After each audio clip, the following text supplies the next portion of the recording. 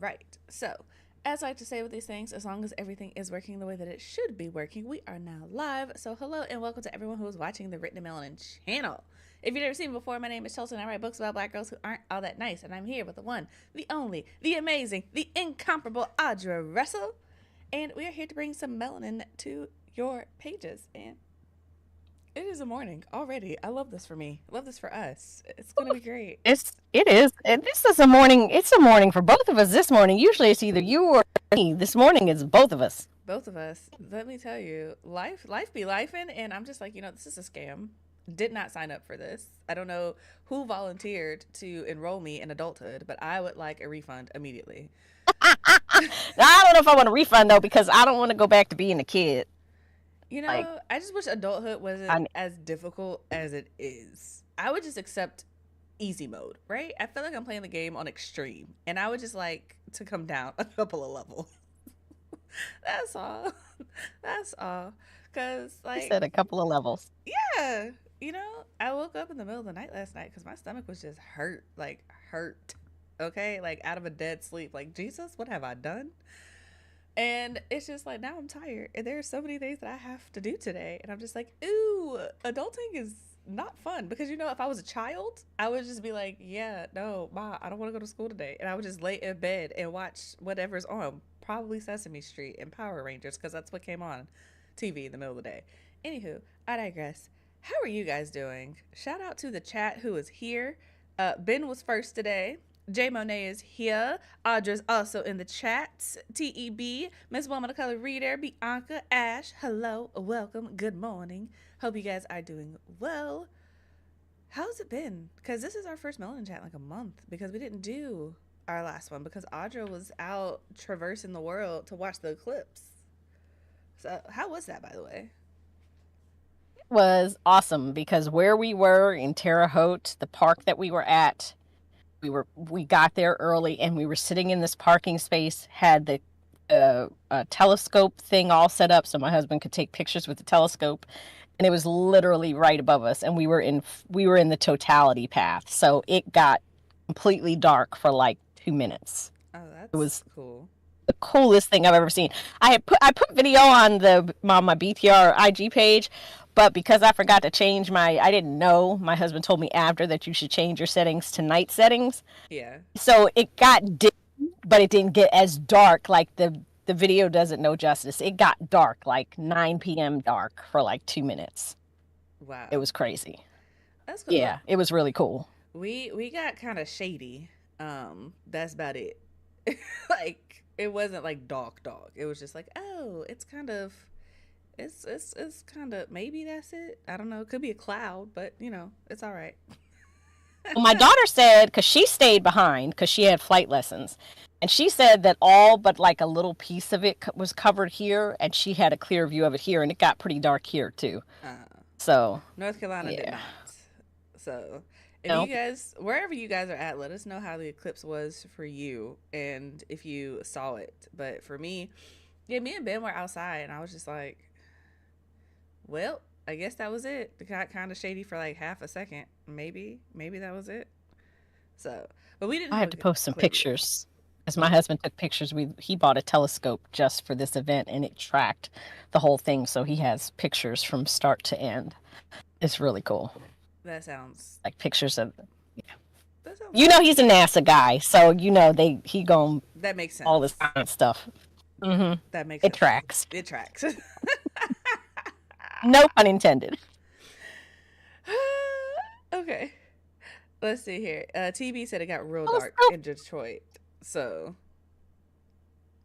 I guess we just I weren't in the right. Yeah, it was like they showed the path of totality. I think obviously Michigan was in the path of totality, if not complete totality, mostly. Yeah. Yeah. North Carolina was nowhere near that. Neither was Georgia. So we got nothing. We got nothing. But it's okay. It's okay. It kind of like went across like the Midwest and like the South, like Texas had totality, but they had a lot of cloud cover, so a lot of people didn't really get to see it too well, depending on what part of Texas they were in, because the clouds cleared a little bit in certain areas, but not in others. But they showed the swath, and it kind of like goes right over the middle of the U.S. So, and then up to Maine. Like Maine was another place because it arced like that, and Maine was another place that was in totality too. Oh. Well, pretty cool stuff. Pretty cool stuff. I also was just like inside all day. I was just like, oh, the eclipse is happening because my friend called me. She's like, oh my God, do you see it? And I'm like, oh, that is today, huh? No, but I will go outside and I will try for you. I will do my best. But let's get into Oh these man. spotlights for this week. Ooh, Chelsea's so funny. Okay, go ahead. It's your turn. Go ahead. Tell them about the book. Always first. Always first. I You're gotta stay welcome. ready with you. You do. You do. Okay, so y'all know it's Tuesday. I do have a new episode today. Ooh. I Whoop think whoop. it's the only one I have. Girl. I remember. Anyway. The author is Jennifer Vassell. Wonderful, wonderful woman. She wrote a book called I Am Unique. It's a children's book, and it's also a brand. And she's a really cool person, beautiful girl. And she does like she's an eyewear ambassador, so she got like all these cool glasses and everything. Really great interview. Check it out. BetweenTheReads.com. This is the book summary. I Am Unique is a story about self-love and sharing your unique gifts with the masses. Erin is the main character of the story. She has a birthmark and a passion for acting. Erin wants to try out for the leading role in her school's play, but when her best friend questions whether she would suit the role because of her birthmark, she has to decide if she's going to let a perceived flaw get in the way of her dream. This story lives within all of us, whether it is a birthmark like Erin's, crooked teeth, or even something we can't physically see. We all have something about us that could trigger insecurities. When we live in a time where media largely influences our perceptions of beauty, esteem, and success, we have to be sure that young girls know it's okay to be who they truly are. So we had a great talk. We talked about, because she has if you look on her website, she's got a birthmark that kind of covers her shoulder. And she talked about how all through high school, and all through like pretty much childhood up until college, she covered it up. And then when she went to prom, she wore a dress and had a makeup artist like cover her whole birthmark and then spray it with setting spray. And I mean, she was very strategic about it. And then how she, in college, gave herself permission to just like, I see cute tank tops and things I want to wear. So she made a whole book about it because, she knows that a lot of times our insecurities get triggered from something in our childhood. So we had a great conversation, great book. I think it's a great book for little Black girls who might have something about themselves that's different and they're scared to, let the world see it. So. Very cool. Very cool.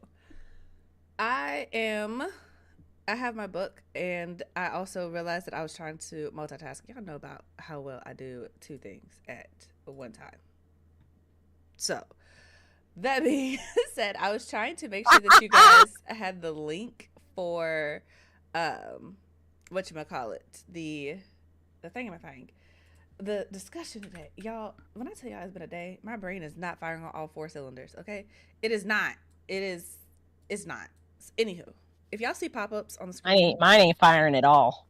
Yeah, if y'all see pop-ups on the screen, it's because I'm trying to multitask, and the way this is set up, it covers the thing. Anyway, anywho, anyhow, anyway. Let me drop this link down here so that y'all can follow along in the very near future. Okay, there we go. Boom. All right. Now on to my book. All right. So if you have met me, if you know me at all, y'all know that I did not read this book. Y'all know good and well that I did not read this book. I actually just found out about this book last night.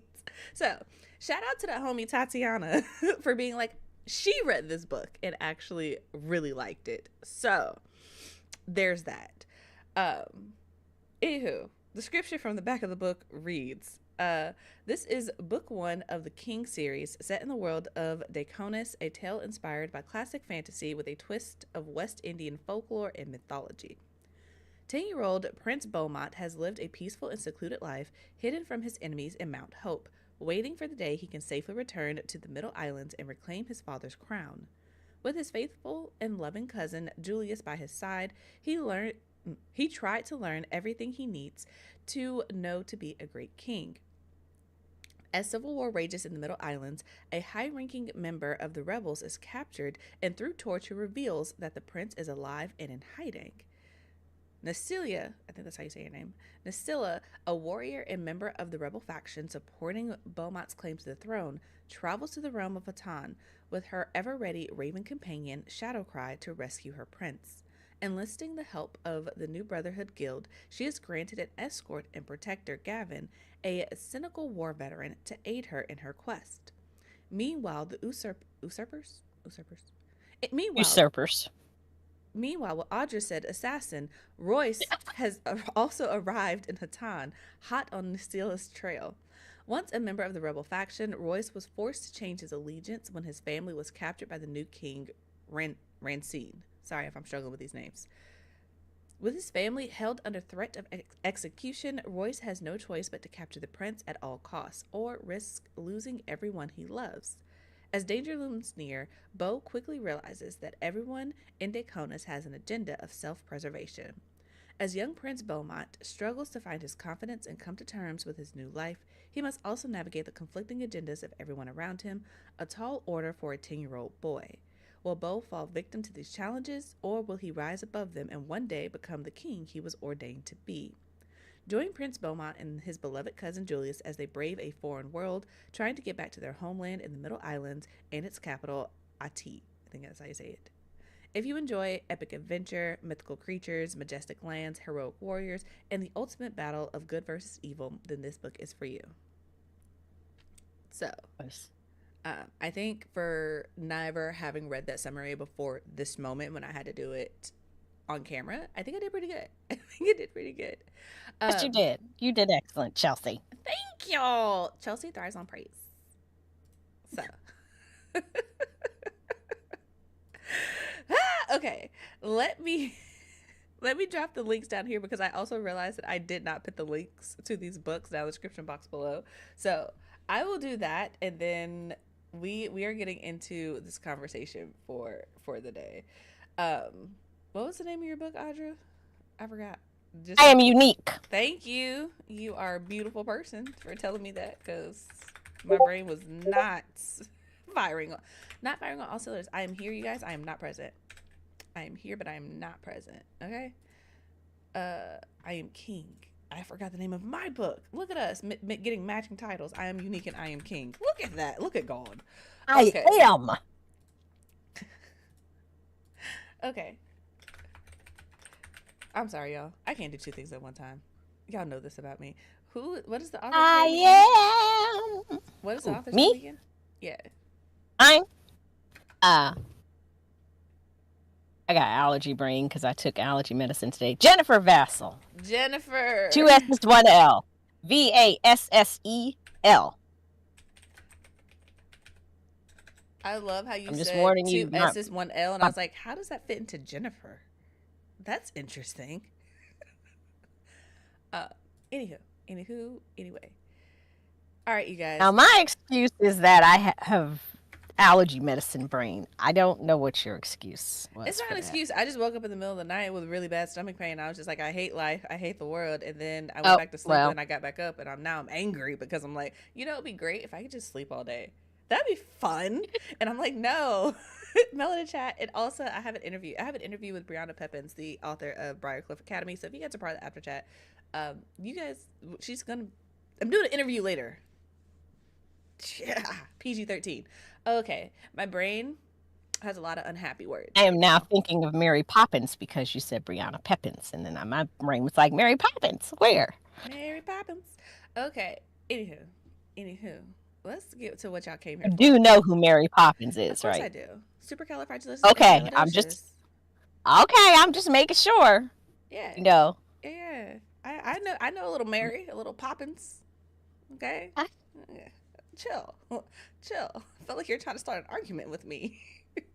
No, I just want to make sure because, I don't know anime, but, Mary Poppins is like my generation. I know they redid the movie a couple years ago, but I just want to make sure. Nah, I've seen the old one. The one with, what's her name? I always get the Julies mixed up. I don't know. Julie Andrews. Yeah, her. I saw that one. Mm-hmm. I thought it was odd. Okay. Spoonful of sugar helps the medicine go down. And I'm like, Go I ain't never get a spoonful of sugar with my medicine, but cool. Medicine go down. Just a spoonful of sugar helps the medicine All right, Vina. go down. In the most delightful me and you, we're way. gonna have to have an argument because you know good and well that I did not read this book. What is Briarcliff? I did not read it. Is there something I need to know, Vina? Is it? Wait, is Briarcliff the book you have featured for today? No, Briarcliff is the. What is Briarcliff? Briarcliff I'm is going to look this up. It's the book of the author that I'm interviewing later today. She's a Black author.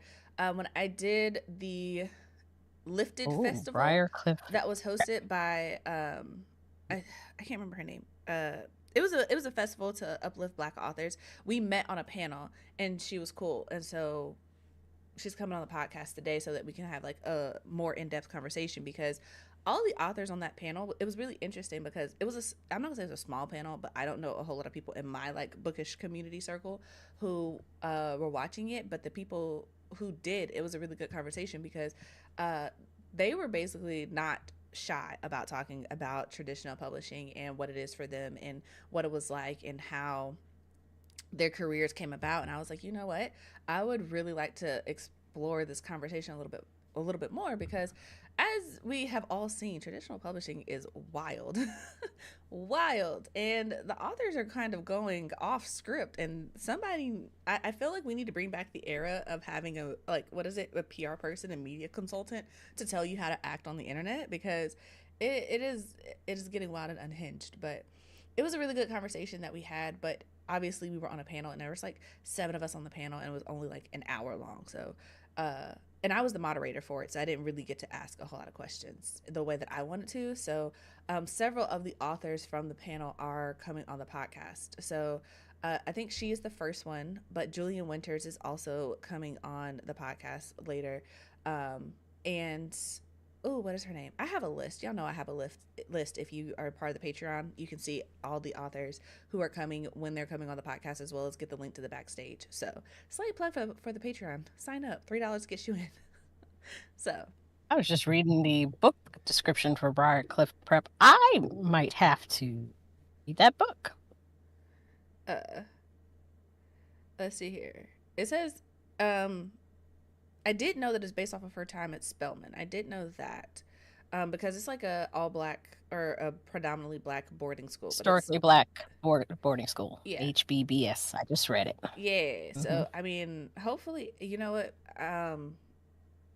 I'm not going to get on the conversation of HBCU representation in books, because I feel like if you know me, you know where that conversation is going, and I would just not like to not have that conversation on live. There was one on Vina. Okay. I hope that's gonna be some after chat. For real. Chat. I would like to know. Okay. This is your reminder to sign up for the after chat. After chat, $5 gets you in, and we be having fun. Okay. Just so you know. Also, be cool about it, because this is actually a really good segue into what we need to talk about today. Let's talk about chats. Okay. Let's talk about the group chat. Okay. The after chat is essentially the group chat for the community, for this particular community. It's a group chat, right? So if you guys want to join, $5 gets you in, and it supports the channel, it supports the Melanin Library, it supports all those things, right? But it's also where I personally get all the bookish tea, because I don't know what be going on, y'all. I be over here minding my little business. I be trying to write my little books. I be over here just trying to be completely unproblematic, right?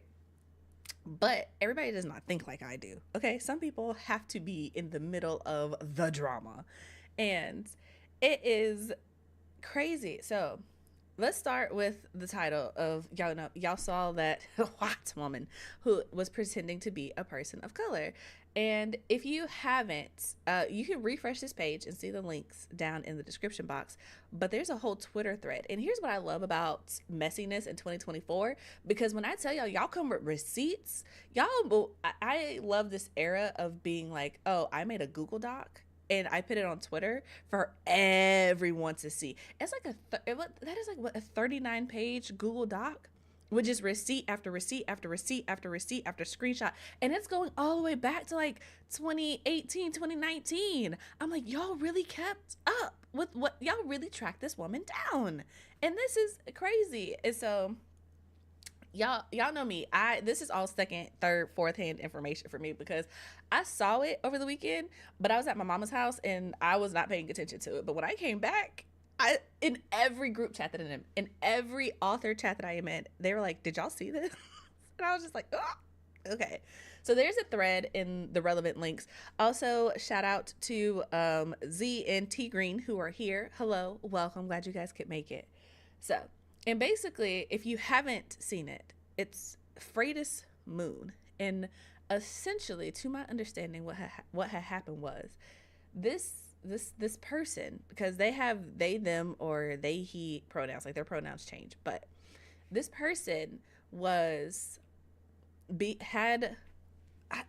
a book, right? Let's just start at the beginning. This person wrote a book, got an agent, and was originally under the name of like Taylor or something, and then they started getting into trouble because they were saying some really racist and problematic things, to the point where the agent that they had got decided to drop them. They were like, nope, not working with you.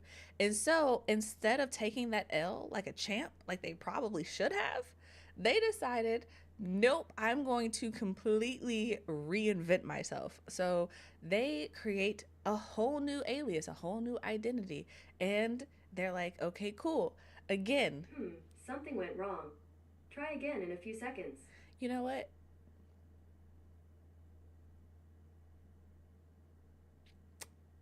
If I ever set the world on fire, I promise you it's going to be because Google started talking to me when nobody was talking to it. I promise you it's going to get me on a wrong day, and that's going to be the straw that breaks the camel's back. I promise you. I promise you. And be like, you know what? It's all got to go. It's all got to go.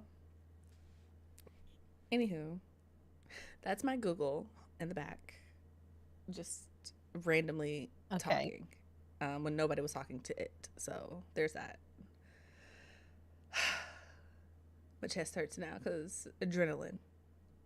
Do you know how terrifying it is to just be in your house chilling and all of a sudden you hear a white woman behind you talking and you're like, what is happening right now? It's terrifying. It's terrifying. Anywho. Like anybody, honestly, because I can see the door and I'm like, who is this behind me? Anyway, and then I was gonna be mad at Audra because I'm like, you just gonna sit there and let me get got? Love that for me. Oh Jesus, be offended. No, even if I could do what I'm gonna Chelsea, look behind you. What? That would be nice, actually. Yeah. Okay, well, if there was somebody behind you, you would have read my face, but there wasn't nobody behind you. Shit scared me just as much as it scared you. My chest hurts. Anywho, anyway, anyhow. So this person made a whole new persona. Wash, rinse, and repeat 3 times. So we've got like 4 different aliases or whatever.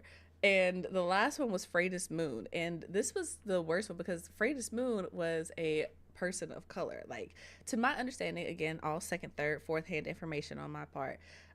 They had won awards. They had blurbed books. So actually, if you guys are on the channel, y'all saw my interview with Tamara Duray, the author of The Fall That Saved Us. They had a blurb on their book from Freydis Moon. So now they have to redo, they have to do their cover and things like that, but to remove it with all this information that's coming out. And it's just like, that's how deeply rooted this person was into the community. They were masquerading, to my understanding, as a queer Latinx person, and they were writing books, but the book that they were writing, it was the same. And so that, I guess that's how people started piecing it all together, because they never changed the book. They never wrote a different book. It was just the same book with different character names or whatever. And so people started being like, wait a second, I've read this before. And then that's when all the pieces started falling into place. And they were like, oh no, this is a white person. But then on top of that, a what? White person. But then on top of all of that, the thing is, under every alias they managed to get an agent. And so in the scheme of everything that was happening, like, okay, part of me is like, we really need to talk about this issue that people have with deciding to just like take on a marginalized identity for whatever reason, because the name of the author is Freydis Moon. At least that was one of the aliases. But like Jay Monet just said, there are like 12 aliases found. So if you click on the link in the description box, it's at the very bottom. It says under relevant links, there's a Twitter thread that goes to the Google Doc, and it has all the screenshots. It goes through the whole drama from like start to finish. It's the most comprehensive tweet that I've seen so far. So you can go through it at your own leisure. I mean, we spent like an hour last night going through it.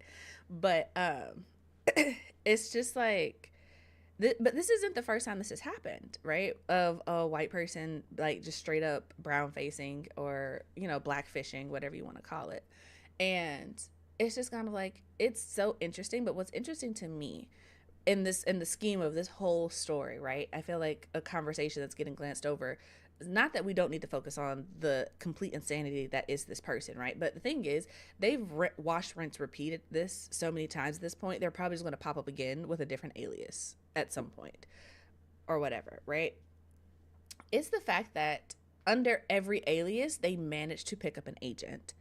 And it's just kind of like, that to me is the wild part. So you're telling me that this story, it's the fact that they managed to pick up an agent every time, and that the story that they've been shopping around is the exact same one, which means that not only is racism so rampant within publishing that 3 to 4 separate times this person shopped something around under a different name and was able to get representation for a book that is problematic, right? Inherently. It is also the fact that, can we talk about the fact that there are so many authors who never actually write more than one book, and they just like, this is it? And it's just like, how are we expecting to have a career out of something and we only have one book in 5 years? Like, this is it. We like, at no point under another alias were you like, hey, maybe I should write a different book. Maybe I should not keep the paper trail or whatever. I don't know. It's just, it's crazy to me, because it's just like, there are really people out here in the trenches who are trying so hard to get representation for their books that don't have any problematic representation, and they are not problematic people themselves, and they can't do it. They can't do it. And yet this person can get an agent for every alias they have. Does that not sound absolutely insane to you guys?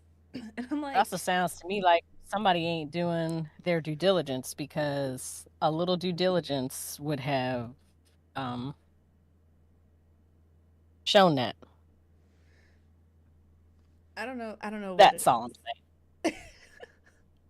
I don't get it. I really don't get it. And T Green, you asked how they would benefit from this, right?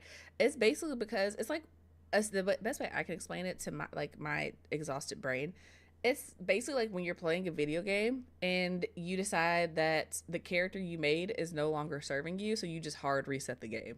You just go back to the beginning, create a new character, and you follow the same path, but you make slightly different choices to get to a slightly better ending. And as far as I know, Freydis Moon actually had a pretty successful, they had like a pretty large community.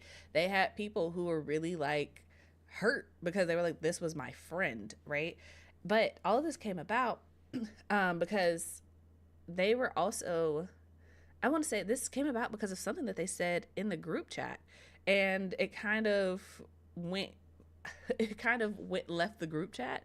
And that's another thing that I'm like, the thing is I'm very much like, the group chat is not, it's not sacred necessarily, but if you got beef with somebody, you handle that with that person, right? You don't just blow up the whole group chat. You don't start taking screenshots and sending it to people outside the group chat. That's just so sacrilegious to me. Like, bruh, why? But I'm also at a point where I'm like, how do I put this nicely?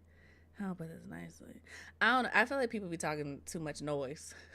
If you feel me, in the group chat with people that they don't know, because if these are your work colleagues, like if your agent set up a group chat for all of the people that they represent, That's not your group chat. That is a work group chat. Why would you be in here talking out the side of your neck? I'm so confused. I am confused. That, no. No. But I'm also of the mindset that unless you really know the people you're in the group chat with, you don't say nothing you don't want put on main. Like, y'all, this is the office, what is it, water break room, okay? Like, you need to be prepared for your boss or whoever you're talking about to walk in at any second. And if you're not bold enough to say it with your whole chest to their face, you probably shouldn't be saying it here. Take it elsewhere. Take it elsewhere. But it's crazy. It's crazy. But yeah, I think they were also, somebody told me that they were mentioned in the New York Times or whatever for like queer Latinx community or something like that. And I'm like, not them making whole lists and everything. But the thing is, here's the thing. In 2024, we don't have video. We don't do video chats with people before we start delving into personal information.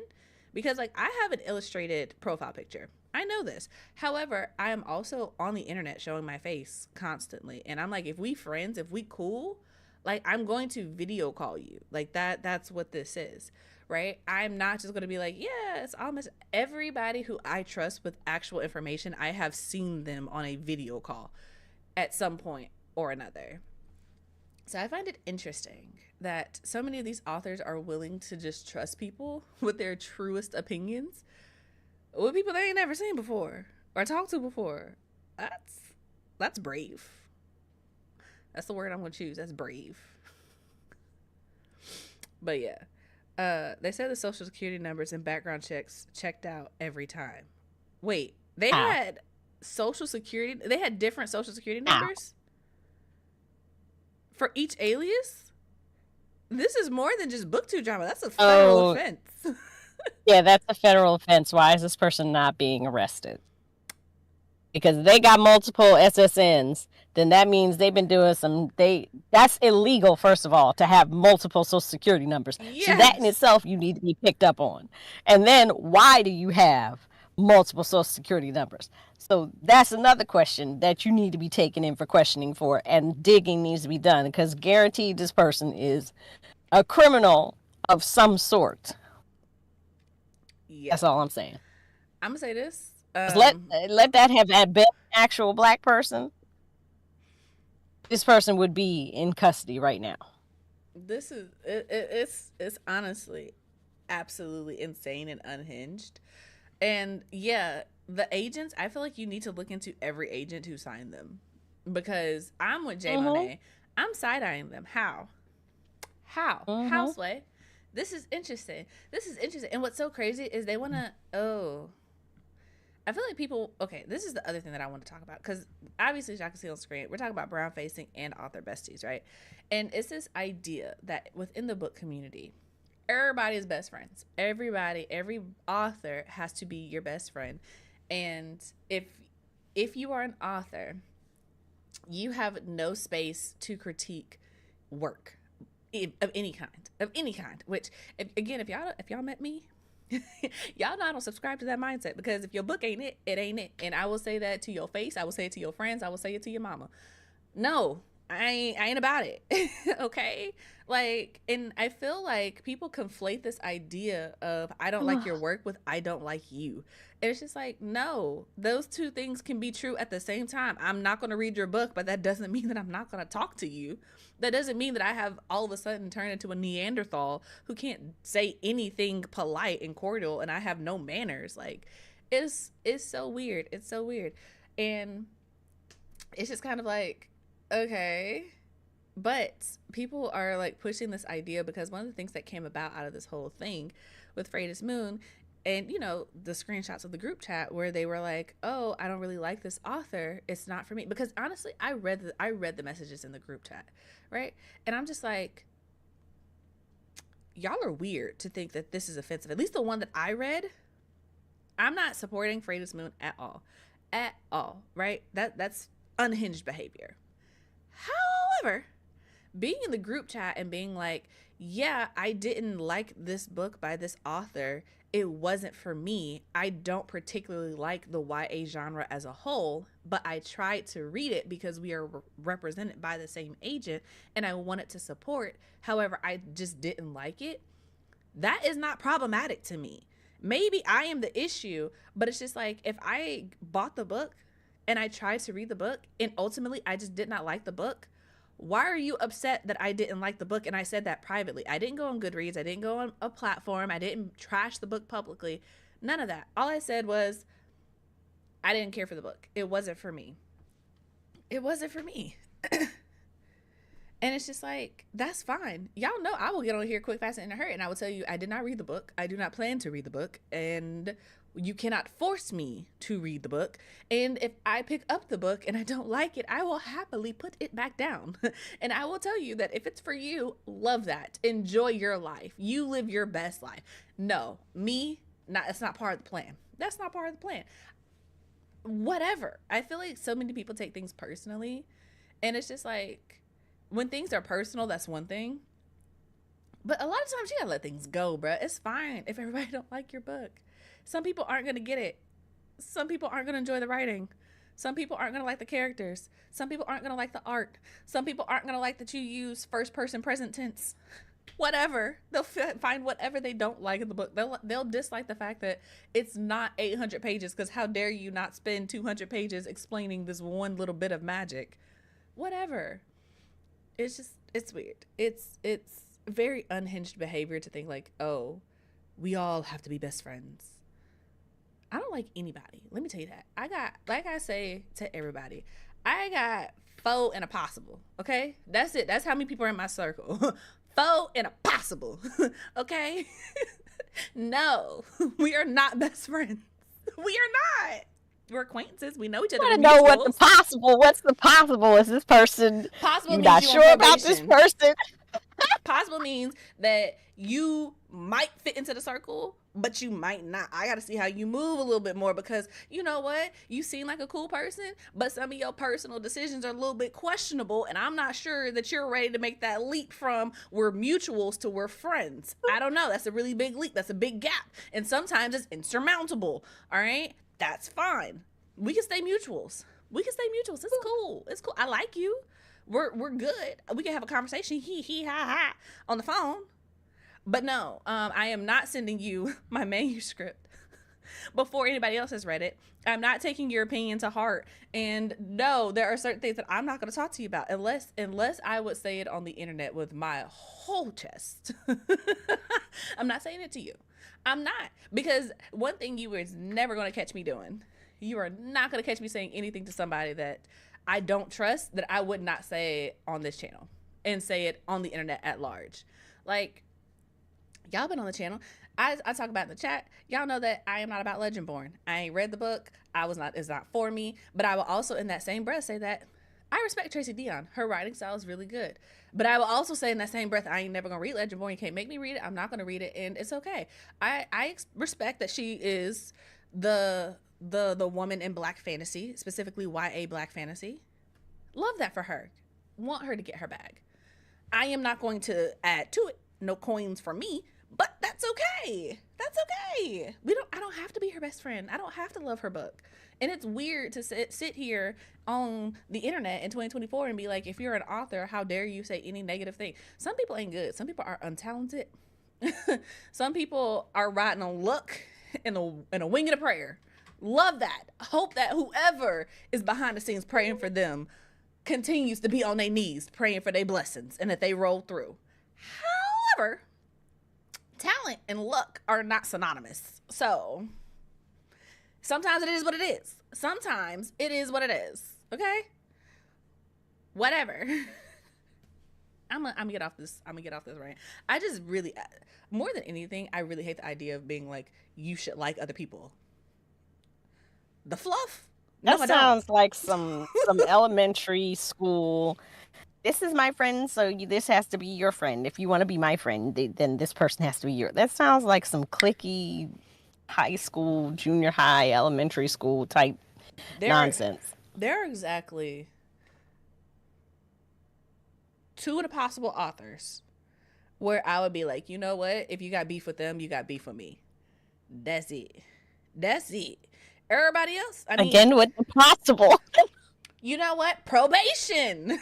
You act like you don't have like a trial period. This is a free trial, okay? We'll see if you upgrade to a subscription or not. But for right now, until we get a little bit more investment in this, you on the free trial plan. I don't know.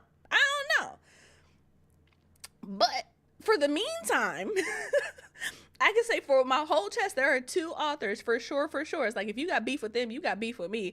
And I'm gonna just be like, what are we doing? Who are we fighting? Okay? Like, we are now jointly in this together. Everybody else, I'm like, wow, that sucks for you, bro. Like, did you do it? Like, where are you at in the stance?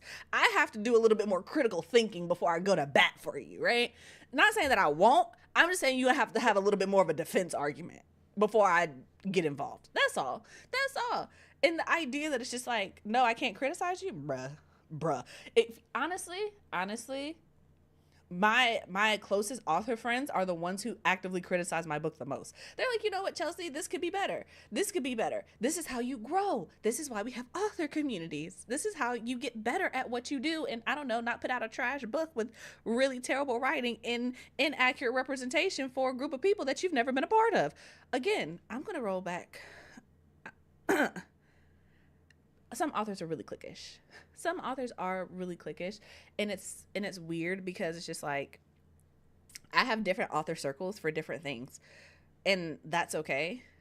Some people I'm closer to, some people I'm just like, we're mutuals. We have a mutual benefit here, and if this mutual benefit ceases to exist, we will probably not engage or interact anymore. And that's okay. This is called adulting. This is called getting along with your peers. I don't understand why that's so weird to people. I don't have to want to come to your house and post up in your backyard for the cookout for us to be cool. Anywho. Very true. Let's see. Also, we don't have to like each other. Just say hi and bye at events. From what I be hearing about some of these big events, a lot of authors are too good to acknowledge everybody else. Let's talk about that. It is very weird to me as an author to go to an event and then not network with other authors, because people act like networking is the same as becoming friends, and it's not. Like, it's not. Like, we can be cool and acknowledge that we are both in the same space, and I ain't ever got to talk to you unless we're at an event or our spaces collide. Mm-hmm. I feel like people forget professionalism. The internet has gotten to people too comfortable with just being like, oh, because I have access to you, we are now on a different level of relationship than what we really are. And it's like, no. Do you need something? Why are you in my DMs? What's up? Oh, you just want to talk? About what? Like, okay. Let's see here. I've had cordial convos in person with an author whose book I DNF because I didn't like the writing. It happens. You know, here's the thing. If I had to not speak to every author of a book that I DNF'd, I would talk to no one. Literally. I would not be able to open my mouth in the author community at all. Because I'll see. No, for real, because like honestly, I love El Penelope. I love Leslie. She is literally one of the people that I look up to most in this community. I did not finish the after Song of Blood and Stone. I didn't read them other 3 books. I tried. They're on my shelf. DNF'd it. You know, love her. I have like 6 of her books on my shelf. I only read like 1.5 of them. So it's just kind of, I lied. I have her novellas too. Read that. But the point is, if I had to be like, oh, well, I DNF'd your book, so I can't talk to you. Well, there goes that person out the window. Like, even me and you, Audra, the first time I read Bloodland, I had to DNF it because of personal reasons. And then it's just like, okay, well, guess I'm not talking to Audra. Audra hates me now. So that's awkward. Like, even recently, like me and Amanda, y'all know I love Amanda. I am rooting for her success. But I also, when she asked me to beta read, I had to DNF the book for personal reasons. And it's just like, you know what? Love you, babes. Hope you're successful. I am not going to be able to get through this. That's okay. These are the homies. these are the homies. And if I could tell my homies to their face, nah, homie, can't read the book, not gonna read the book. So sorry. Love you. If I don't know you, bruh, who do you think you are? Who do you think you are? You thought you misunderstood what this was. You gravely misunderstood what this was. Cause no. Like, again, have had conversations with Kimberly Lemming and been like, love you, never gonna read your second book. I'll read the third one. Because the second book needed a werewolf love potion. That time I got drunk and needed a love potion out of werewolf. The main love interest is a white man. I'm not gonna read it. I'm not about it. I'm glad that your character got a happy ending. I love that people love it. I am not the people in this conversation. That's okay. Still love you. Still gonna support. Third book, signed up for it. So, I don't know. I feel like people need to be more comfortable with those conversations because every author's not your best friend and every author's not a beta reader. Every author is not going to read your work and be like, oh my God, I love it so much. I will literally be like, I've never read her book, but this is a homie. Go get it. But anyway, anyhow, all that to say that if you are watching this now or in the future, please understand that me being nice on the internet is a facade and I will not read your book unless you pay me. If you pay me to, I will. But that is a 4-figure number, and if you're good with that, I'm good with that. However, volunteering probably won't happen. Probably not. Unless you're in that 2 and a possible. If you're that 2 and a possible, we can negotiate. That possible's a possible. Anyhow, yeah, I feel better. I feel like I got some things off of my chest. Y'all feel better? I feel a little better.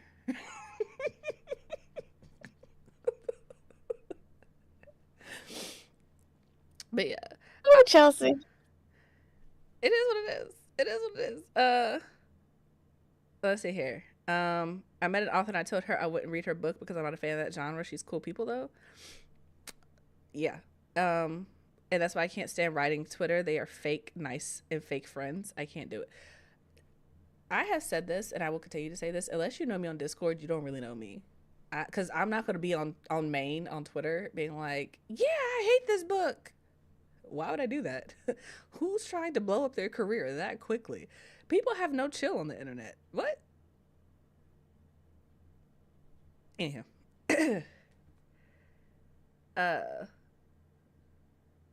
Some folks' betas are their besties and they be lying to them too. Yeah, can we talk? I feel like we need to talk about that too. Honestly. Your beta readers, okay, y'all know this. I've said this before and I will continue to say this and die on this hill. There's a difference between a critique partner and a hype man. Your hype man is going to be like, oh my God, you're so talented. I love this book so much. It's so great. You're going to be the next, and it's going to be wonderful. You're going to make bogus amounts of money, and they're going to sign you. It's going to be great. It's going to be fantastic. You've got the juice. Okay, cool. You need people like that in your corner, but you also need people who are going to be like, you know what, this ain't it. I don't know why you chose this word over this word, and you know what, I'm kind of doubting whether or not you can actually do this. Like, you can, but I think you should level up because you're here. You have a very low vibrational book right now. Like, we need to bring this up, right? You need people like that in your corner too. It's okay. You need both. You need both. What is his name? My brain just stalled out, but what's his name? From early 2000s. It was a song. It was like, he was literally just a hype man on a bunch of rap records. He's like, yeah, okay. That's all he did. Oh, look, Lil John. Lil John. Everybody needs a Lil John in their corner. It's like, yeah, okay. What? That's all they're gonna do for you. Do you like this? Does this make sense? Yeah. Are you gonna read this? Are you gonna help me promote? Okay. And it's like, I don't know, man. I got a little imposter syndrome. I don't think this is gonna work out. What?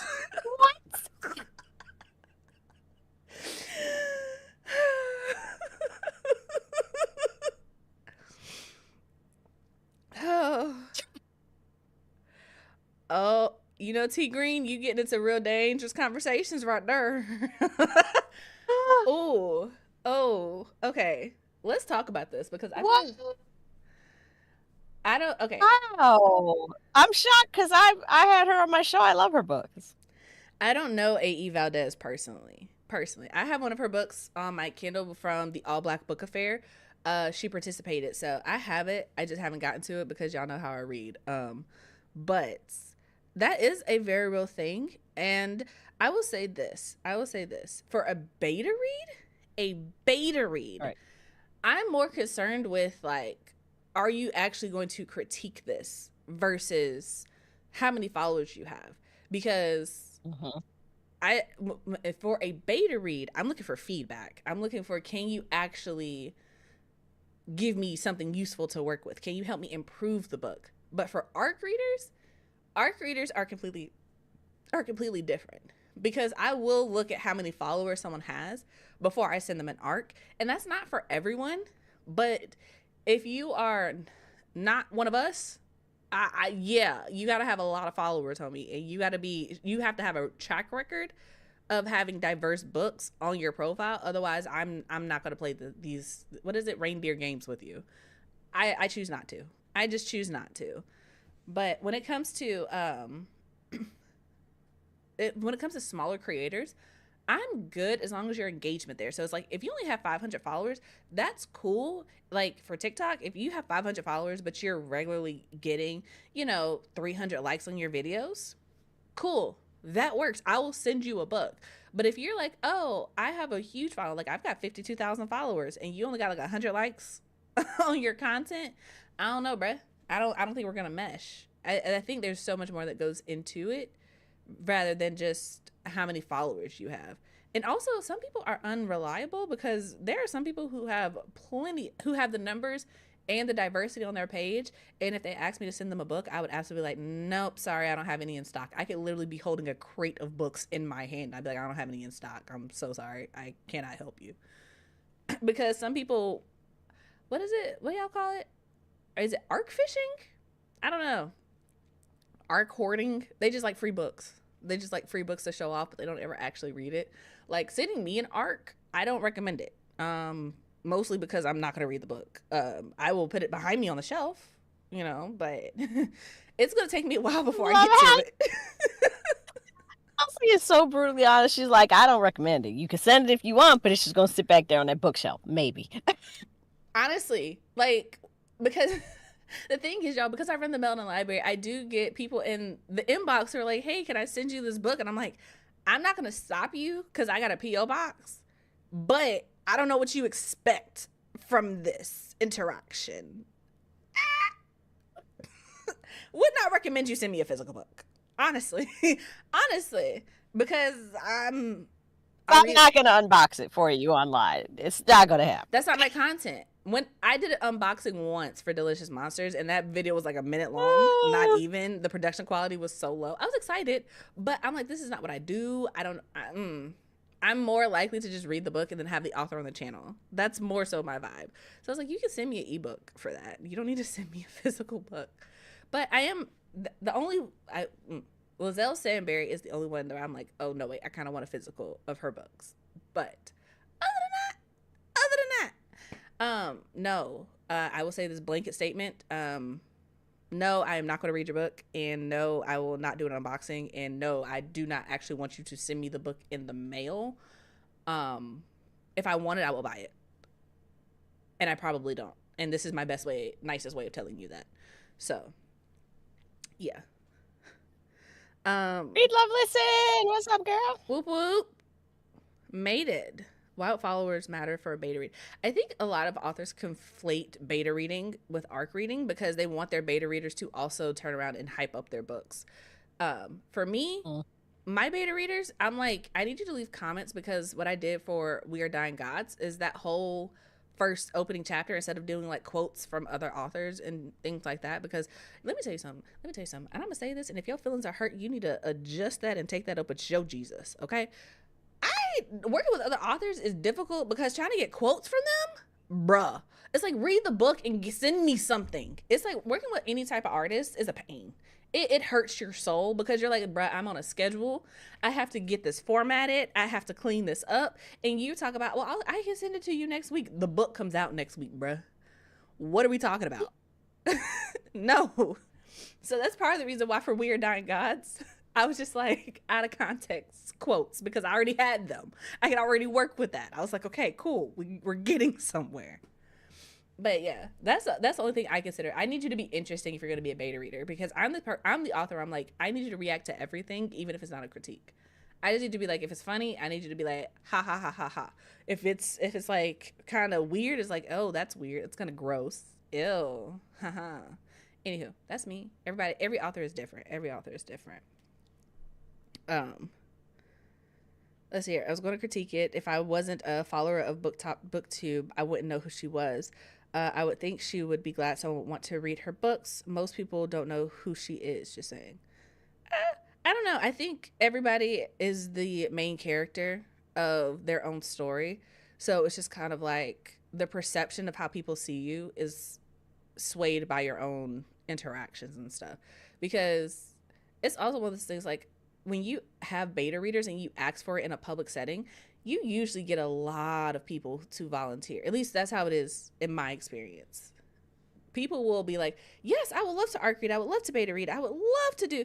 And you'll get like hundreds of people who don't normally even talk to you, who are never on your page, being like, I would love to, in the hopes of like getting a free book. So I think that might be part of it. But I'm not sure. Like I said, I don't know A.E. Valdez. I don't know. It's better to get blurbs from real readers anyway, especially in this day and age. A lot of authors pretend to read books. That part. But okay, I'm gonna say this and then we're gonna go to the after chat.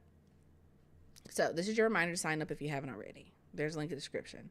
I feel like people don't even read blurbs of any kind anymore because it's just kind of like, I've tried it with both with authors and with like actual reviewers, and it's just kind of like, I don't feel like it sways people's opinion left or right. Right. I feel like what really matters is the cover and whether or not they have seen other people talking about the book. Not whether it's good or not, but literally, have they seen somebody else? Nobody really reads those blurbs. I mean, I read them because I'm nosy and I read my book from cover to cover, but most people don't read those blurbs. They don't care. Yeah. I mean, I read the blurbs mostly because I'm messy on the inside and I'm the problem. So I'm like, if you have an author blurb your book who I actively am just like, oh, I have no respect for you. I don't care if your book is the second coming of Jesus. I ain't reading it. Nope. Can't make me do it. Can't make me do it. So. You said if that author's messy, you messy, and I ain't messing with messy. I will 100% judge you by the company that you keep. Yeah. Because especially if I think that's the other thing that's dangerous with blurbs and comps, because I'm like, if I don't like the author who's blurbing you and I don't like the comp that you're comparing it to, bruh, you already done lost the sale, because the way I was already, and that is why I don't like comps.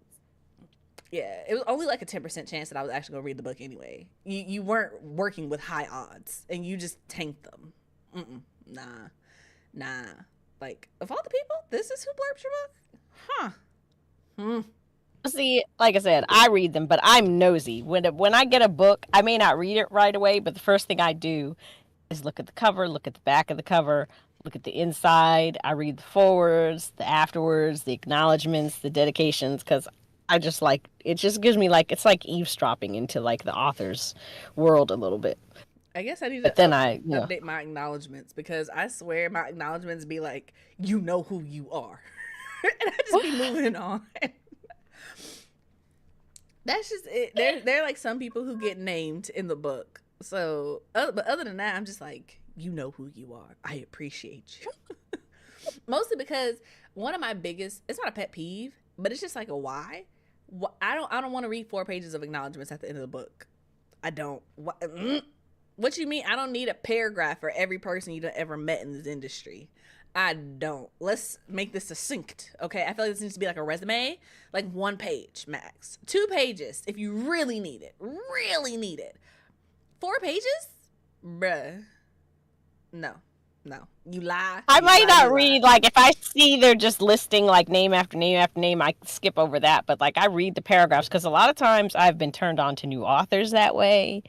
I have found out about, like, different resources that way. I've found out interesting facts that way. So it's like a little, like, Jeopardy type thing for me. I don't know.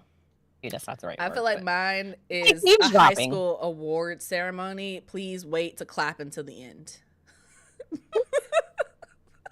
That's how my acknowledgments are set up. That's just me, though. That's just me. Oh my goodness. But yeah, and not Ben being like he just skips all of that. Yeah, I read the dedications though. I do like a good dedication and the author's note. I don't always read the acknowledgments, but I will definitely read the dedication because I feel like the dedication really sets the tone for the whole book. And it depends on who was dedicated for, because there are some dedications that would be like, for the younger version of me that needed this book, and then I'll get into it and I'm like, this is what you needed? Bruh, you need therapy. Like, I don't know. Anywho. Ah. It is now 10 minutes after the hour. We started late, so we stayed a little bit late, but y'all know what time it is. We are moving over to the after chat. And if you are new here, the after chat is the chat after the chat. So join the Patreon. It gives you access to it. Our group chat, which is sacred. So keep that in mind. But we also get to have this conversation, but in a little bit more adult fashion, if I will say so. So get into it if you would like to support the channel, support the Melanin Library, and support all the creative endeavors of the things. So $5 gets you in. There's a link in the description box below. And if you haven't already, make sure that you are subscribed to Audra so that you can see when she drops new podcasts on the podcast. I was trying to find another word, but yeah, between the reads. So you know when she drops new podcasts. And if you haven't already, go ahead, like, comment, and subscribe. If you're watching this in the future, leave an orange heart down in the comments so that we know that you watched. And that's it. Thank you guys so much for being here, and until next time, hope your days are lovely and your books are interesting. Bye.